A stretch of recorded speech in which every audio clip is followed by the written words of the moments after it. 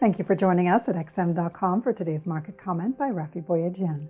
I'm Maria Bashardez. The ongoing conflict in the Middle East continued to weigh on market sentiment on Friday as investors were on alert for a possible escalation over the weekend. With reports suggesting that a ground offensive by Israel into the Gaza Strip could be imminent, oil futures headed higher, extending their weekly gains to between 2% and 3%. Gold, which has been the safe haven of choice during this latest episode, climbed to a 3-month high above $1,980 per ounce, as the risk of the conflict widening appears to be growing.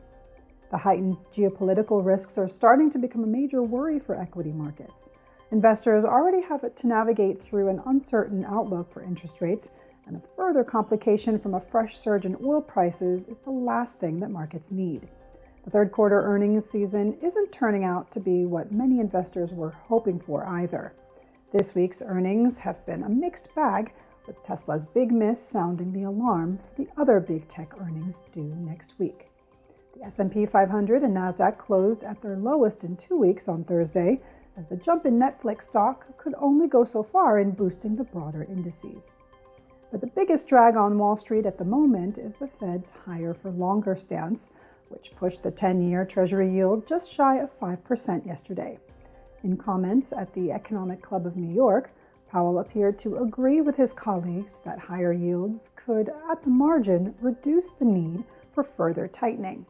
However, Powell also signaled that if economic growth remains above trend or the labor market stops cooling down, then further tightening might be warranted.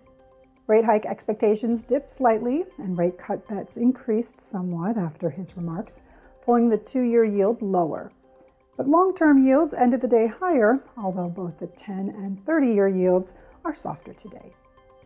The fact is that Powell's comments could be interpreted as both dovish and hawkish, and that might explain why there wasn't any major reaction in the U.S. dollar. Weekly jobless claims out of the U.S. yesterday were exceptionally strong, underscoring Powell's caution on inflation. Thanks for watching today's market comment here at XM.com.